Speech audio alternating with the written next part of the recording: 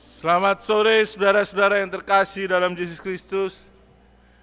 Kita patut bersyukur dan berterima kasih kepada Tuhan karena kita bertemu kembali di sore hari ini sesudah kita melaksanakan tugas dan pekerjaan kita di sepanjang hari. Selamat berjumpa kembali dari kami Gereja Masihi Advent hari ke-7 Sidang Jemaat Yosudipuro Surakarta. Pada sore hari ini mengajak saudara-saudara untuk kita merenungkan sedikit dari firman Tuhan mengenai perjalanan bangsa Israel sampai tiba di tanah Kanaan, dan melalui pelajaran ini dapat menggugah hati dan pikiran kita untuk lebih tertuju dan lebih berserah sepenuhnya kepada Tuhan. Sebelum kita memulai, mari kita mengundang Roh Kudus hadir di tengah-tengah kita.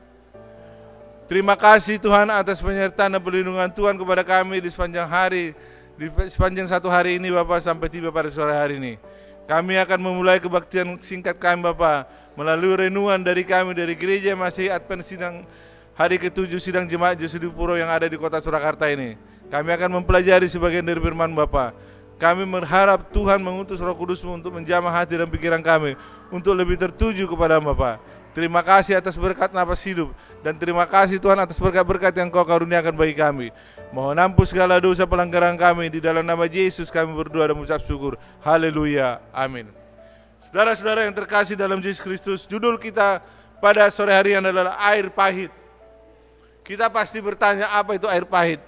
Kalau kita melihat perjalanan bangsa Israel dari tanah Mesir ke tanah Kanaan, mereka melalui suatu daerah yang namanya, daerah itu disebut dengan daerah Mara. Di daerah Mara ini bangsa Israel menemukan meminum sumber air yang sangat bening dan jernih, tetapi airnya sangat pahit. Dan kalau kita di ayat intinya yang terdapat di dalam Keluaran 17 ayat 1 dikatakan apa? Kemudian berangkatlah segenap jemaah Israel dari padang gurun Sin, berjalan dari tempat persinggahan ke tempat persinggahan, sesuai dengan titah Tuhan. Lalu berkemahlah mereka di Rafidim, tetapi di sana tidak ada air untuk diminum bangsa itu. Saudara-saudara yang terkasih dalam Yesus Kristus, manusia hampir 75% membutuhkan air di dalam tubuhnya. Kalau kekurangan air, biasanya akan apa? Menimbulkan dehidrasi. Yang kedua, menimbulkan tingkat emosi. Yang ketiga akan menimbulkan apa? Pertentangan antara satu dengan yang lain. Begitu juga dengan bangsa Israel. Pada saat mereka melakukan perjalanan itu, mereka tiba di satu tempat dan mereka sudah melewati satu daerah gurun yang sangat panas sekali. Dan mereka melewati itu dan tidak ada air. Dan biasanya bangsa Israel ini, kalau apa yang mereka harapkan tidak ada, akan terjadi apa? Persungut-sungutan. Dikatakan di sini, barangkali kita mungkin tidak mendapatkan dari Allah semua yang kita inginkan. Tetapi tidak bisakah kita berharap untuk mendapatkan semua yang kita butuhkan? Bukan apa yang kita pikir yang kita butuhkan, tetapi apa yang benar-benar kita butuhkan. Saudara-saudara yang terkasih dalam Yesus Kristus, ada di renungan pagi dikatakan apa? Di renungan pagi ini dikatakan semua keinginan kita tidak semua harus terpenuhi. Dan semua keinginan kita yang kita harapkan dari Tuhan itu menjadi suatu kepujian dan kemuliaan bagi nama Tuhan. Dikatakan di sini di dalam renungan pagi dikatakan apa?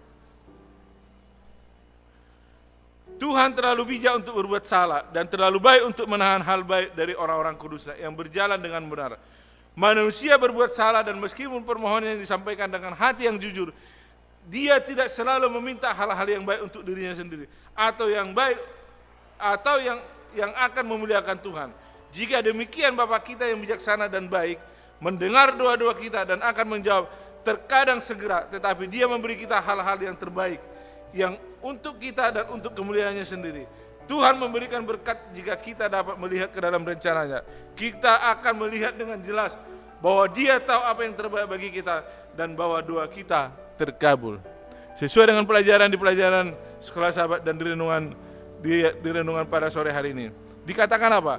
Barangkali kita mungkin tidak mendapatkan dari Allah semua yang kita inginkan, tetapi tidak bisakah kita berharap untuk mendapatkan semua yang kita butuhkan? Bukan apa yang kita pikir yang kita butuhkan, tetapi apa yang benar-benar kita butuhkan. Ada satu hal yang pasti dibutuhkan orang Israel, dan itu adalah air. Negara kita, negara Indonesia adalah sangat-sangat berlimpah dengan air. Kita bersyukur kepada Tuhan bahwa negara kita tidak berkekurangan dalam masalah air. Tinggal kita memeliharanya bagaimana agar sumber air itu dapat dapat selalu terjaga. Dikatakan apa? Tepat setelah Allah di dalam awan memimpin bangsa Israel melalui Laut Merah, mereka mengikuti Dia melalui gurun yang panas dan tidak berair selama 3 hari. Terutama di gurun di mana menemukan air sangatlah penting. Keputusasaan mereka dapat dimengerti. Kapan mereka mendapatkan air yang mereka butuhkan. Jadi kemana Allah menuntun mereka? Tiang itu menuju ke Mara, di mana akhirnya ada air. Mereka pasti bersengat, tetapi ketika mereka mencicipi airnya, mereka langsung memuntahkan karena rasanya pahit. Lalu bersungut-sungutlah bangsa itu kepada Musa, kata mereka, apa yang akan kami minum? Selanjutnya beberapa hari kemudian Allah melakukannya lagi, namun kali ini tiang itu benar-benar berhenti di tempat ada air sama sekali. Jadi sebagai seorang pemimpin, Musa adalah seorang yang sangat panjang sabar sekali. Dia berusaha selalu mengarahkan bangsa itu untuk selalu datang kepada Tuhan. Walaupun bangsa ini adalah bangsa yang keras tengkuk, tetapi dia dengan sabar menuntun bangsa itu supaya datang kepada Tuhan dan datang untuk selalu berdoa berbakti kepadanya.